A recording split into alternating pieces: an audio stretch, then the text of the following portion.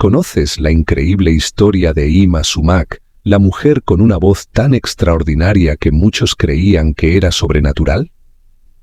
Desde las alturas de los Andes hasta los escenarios más prestigiosos del mundo, su vida estuvo llena de misterio, drama y un talento que desafiaba toda lógica. Pero detrás de los reflectores se ocultaba un mundo de secretos y sacrificios.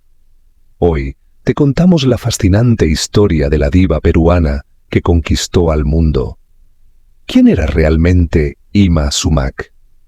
Quédate hasta el final para descubrirlo. En las alturas solitarias de los Andes peruanos, donde las montañas se alzan como testigos eternos de los siglos, el pueblo de Ichocán vivía bajo un manto de misterio y tradición. Era un lugar apartado del tiempo, donde las leyendas de los incas seguían vivas en las canciones y en las oraciones de su gente. Allí, en una noche iluminada por una luna llena, nació Zoila Emperatriz Chávarri del Castillo, una niña que desde su primer llanto dejó a todos atónitos. «Es como el canto de un cóndor», murmuró su abuela, una mujer sabia que conocía los secretos de las hierbas y los espíritus. Para la familia Chávarri, la llegada de Zoila no fue solo un evento feliz, sino una señal. Su madre, María, contó que había tenido un sueño antes del nacimiento, en el que un espíritu con alas enormes le susurraba al oído: «Tu hija llevará la voz de los Andes al mundo». Zoila creció en medio de las montañas, rodeada de sonidos naturales que parecían hablarle: el murmullo del viento, el susurro de los ríos y el canto de las aves. Desde muy pequeña, su voz se convirtió en algo extraordinario. Cantaba con una claridad y un rango que desconcertaban a los adultos. Podía imitar a las aves con una precisión asombrosa y alcanzar notas tan altas que parecía que las montañas mismas vibraban en respuesta. Sin embargo, no todos veían su talento con buenos ojos. Algunos en el pueblo comenzaban a susurrar que su voz no era un don, sino un presagio. «Es demasiado perfecta», decían las ancianas en la plaza. Quizás los apus, espíritus de las montañas, le han dado ese regalo, pero todo regalo tiene un precio. Una tarde, mientras cantaba junto a un río, Zoila vio algo que cambiaría su vida para siempre. Un hombre extranjero, vestido con ropas modernas y cargando un equipo de grabación, se acercó lentamente.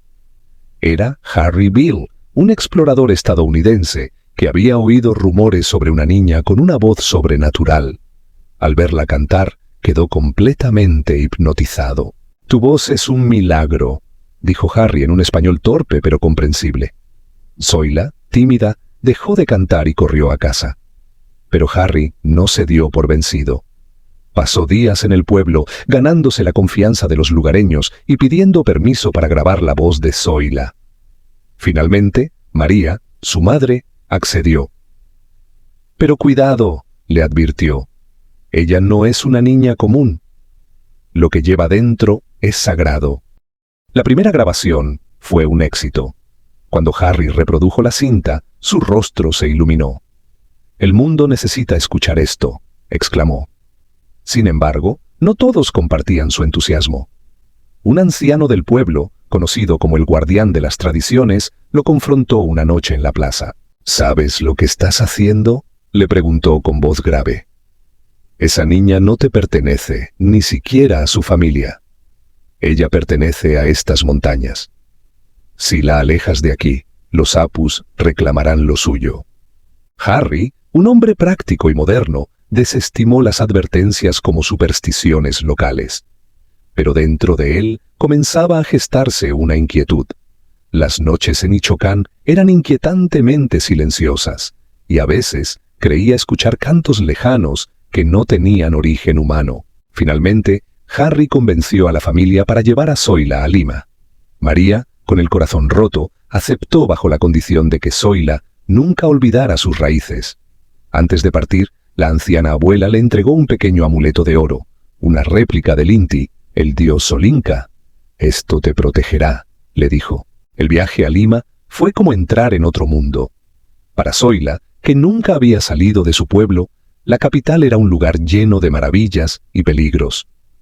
La gente la miraba con curiosidad, fascinados por su traje tradicional y su timidez. En sus primeras presentaciones, los espectadores quedaron impactados por su habilidad para alcanzar notas imposibles. Pronto, la prensa comenzó a hablar de la niña Cóndor y de sus conexiones con los antiguos incas. Pero no todo era admiración. En las sombras, algunos músicos y críticos empezaron a dudar de la autenticidad de su voz. «Es imposible que alguien cante así», decían. Los rumores llegaron hasta Zoila, quien comenzó a sentirse insegura. «¿Y si tienen razón?», le preguntó una noche a Harry. «¿Y si no soy más que un fraude?». Harry, decidido a probar que su talento era real, organizó una presentación en vivo ante una audiencia selecta de críticos y músicos. Esa noche, Zoila subió al escenario con el corazón latiendo con fuerza. Recordó las palabras de su madre y apretó el amuleto de oro en su mano. Entonces comenzó a cantar. Las notas llenaron la sala como un torrente de agua cristalina. La audiencia quedó en silencio absoluto, algunos con lágrimas en los ojos. Cuando terminó, el aplauso fue ensordecedor. Los críticos quedaron convencidos. Su voz era un fenómeno que desafiaba las explicaciones racionales. Sin embargo, aquella noche, mientras Zoila dormía en su habitación del hotel, tuvo un sueño inquietante. En él, estaba en la cima de una montaña, rodeada de sombras. Una figura se acercó lentamente, con el rostro oculto bajo un manto negro. «Recuerda», dijo la voz, profunda y resonante, «todo lo que sube debe bajar. No olvides quién eres ni de dónde vienes». Zoila despertó sobresaltada, con el amuleto de oro brillando débilmente en su mano. Algo dentro de ella sabía que el viaje hacia la fama no sería fácil, y que los dioses que le habían dado su don estarían vigilando cada uno de sus pasos. Cuando Ima Sumac llegó a Lima, la ciudad la recibió como un torbellino de modernidad y contradicciones. Era un mundo muy diferente al de su pequeña aldea en las alturas de los Andes. Las calles estaban llenas de coches ruidosos, edificios altos y personas con trajes elegantes que parecían vivir a toda prisa.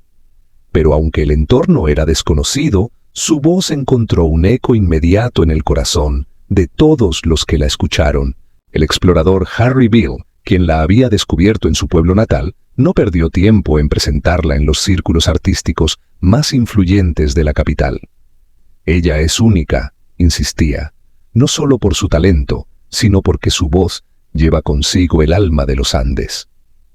Su primera presentación fue en un teatro pequeño, en una velada organizada por académicos y artistas que buscaban promover la cultura peruana. Cuando Ima subió al escenario, su silueta delgada y vestida con atuendos tradicionales capturó la atención de la audiencia.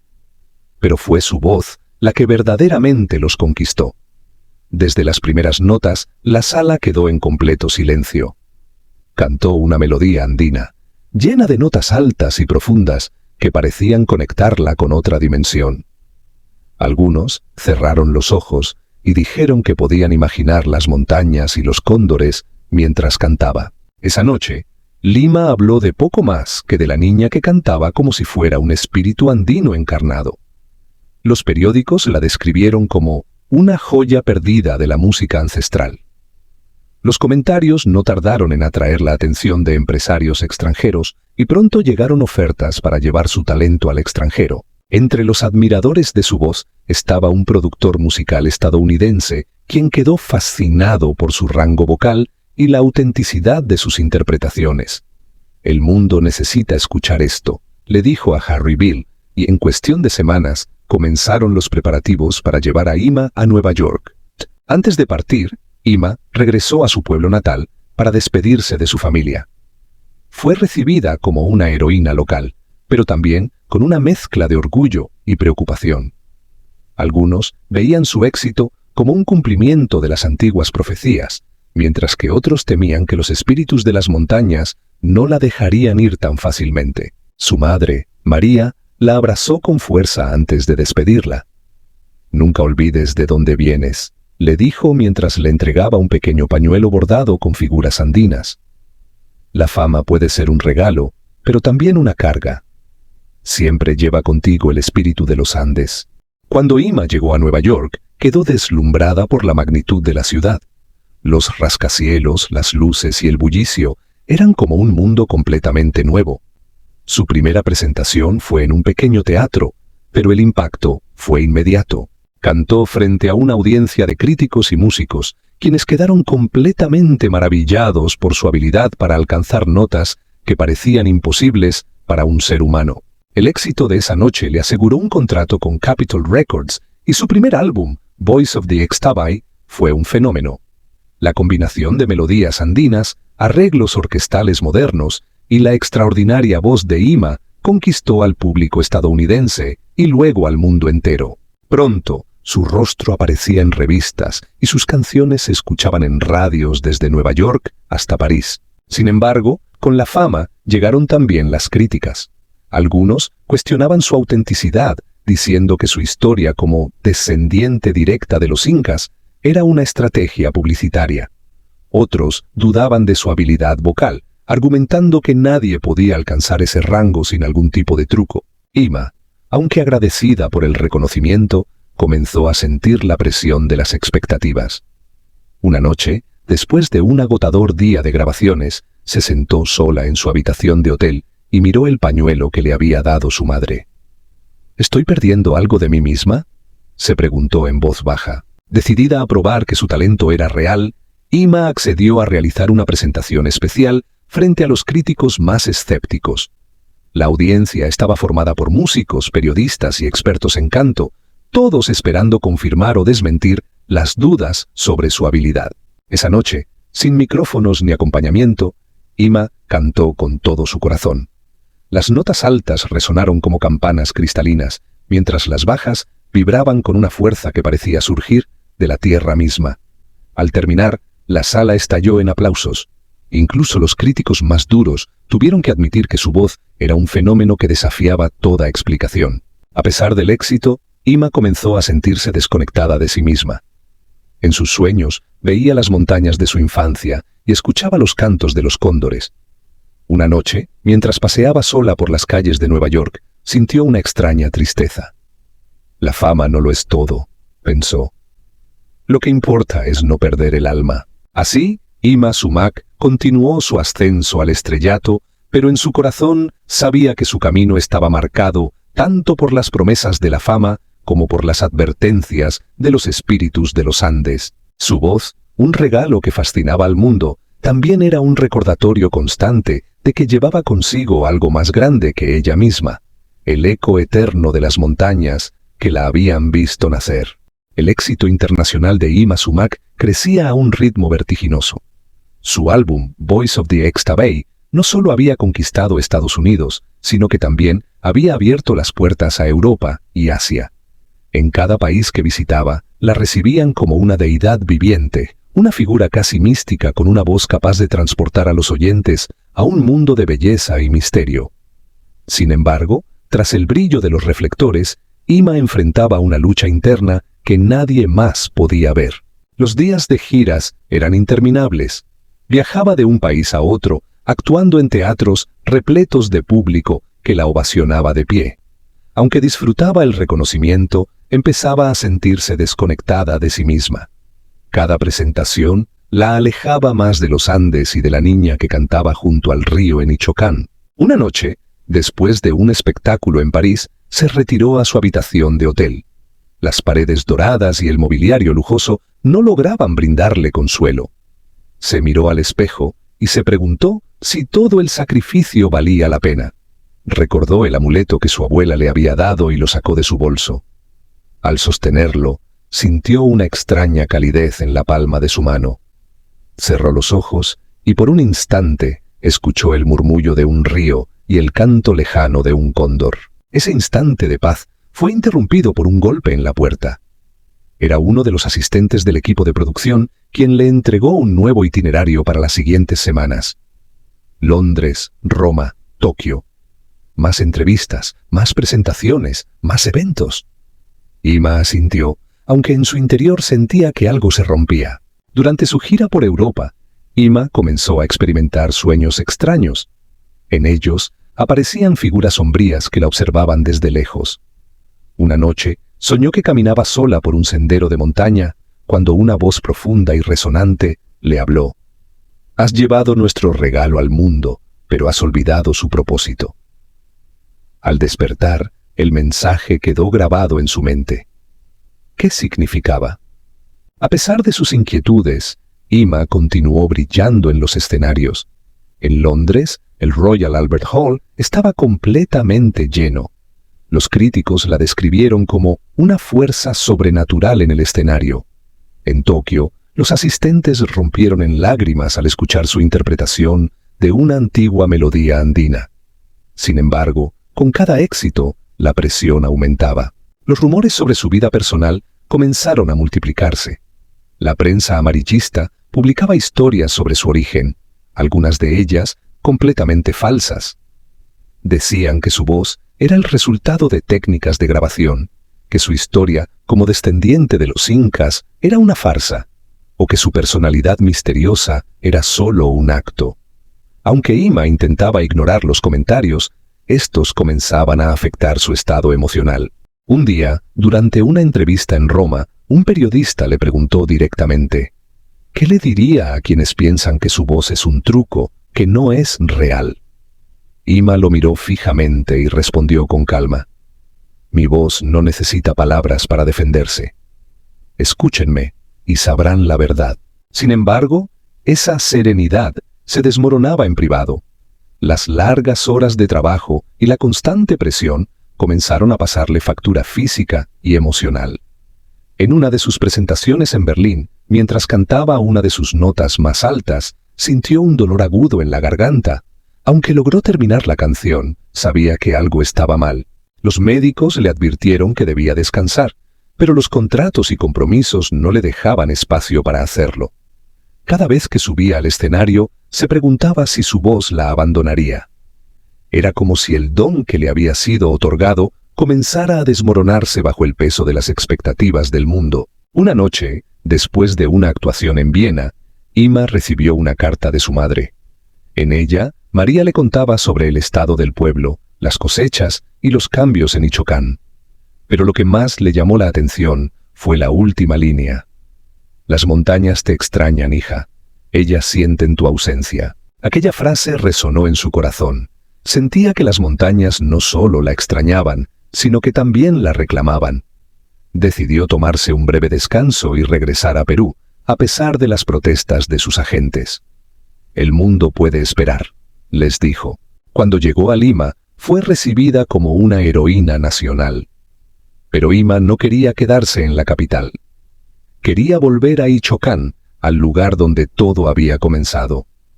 Al llegar a su pueblo, los habitantes la recibieron con alegría, aunque también con un respeto casi reverencial. Una noche, mientras caminaba sola por las montañas, escuchó un sonido familiar: el canto de un cóndor. Alzó la vista y vio al majestuoso ave volar en círculos sobre ella.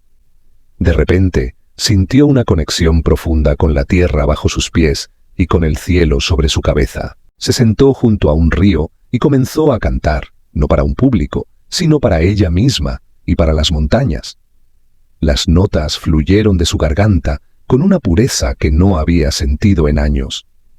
En ese momento, comprendió que su voz no era solo un don, sino también una responsabilidad. Al regresar al pueblo, su madre la abrazó y le dijo: «Lo ves, hija, aquí es donde perteneces. La fama puede ser una bendición, pero solo si recuerdas quién eres». Sin embargo, Ima sabía que no podía quedarse. Había aprendido que su misión no era solo cantar, sino también ser un puente entre los Andes y el mundo. Antes de partir, se despidió de las montañas, prometiendo que siempre llevaría su esencia en su voz. El regreso a los escenarios internacionales fue más difícil de lo que esperaba. Aunque su viaje a Perú la había revitalizado espiritualmente, las exigencias de su carrera seguían siendo implacables. Pero esta vez, Ima enfrentó el desafío con una nueva perspectiva. En cada presentación, imaginaba que estaba cantando para las montañas, para los espíritus que la habían guiado desde el principio. A pesar de los sacrificios, Ima decidió que no permitiría que la fama la consumiera por completo. Comenzó a seleccionar cuidadosamente los proyectos en los que participaba, priorizando aquellos que le permitieran honrar su herencia andina. En lugar de perseguir el reconocimiento, buscó transmitir el mensaje de las montañas, que la belleza y el espíritu de los Andes eran eternos y universales. Sin embargo, las sombras de su pasado y las demandas del presente no tardaron en entrelazarse, prometiendo desafíos aún mayores en el camino. Agobiada por el control de Vivanco y las presiones de la industria, Ima se retira del ojo público durante años. Vive en el exilio emocional, enfrentando crisis personales y financieras. Pero en la década de 1980, su música es redescubierta por una nueva generación, reviviendo su fama. En sus últimos años, Ima regresa a Perú para un concierto especial en Cusco. Allí, en medio de las ruinas de Sacsayhuamán, canta una última vez. Su voz, más madura pero aún celestial, parece resonar con una energía sobrenatural. El público, emocionado, cree escuchar en ella el eco de los ancestros. Poco después, Ima regresa a Los Ángeles, donde fallece en paz, dejando un legado que trasciende generaciones. Su tumba, decorada con flores andinas, se convierte en un lugar de peregrinación para quienes buscan sentir, aunque sea por un momento, la magia de la mujer que fue la voz de los Andes.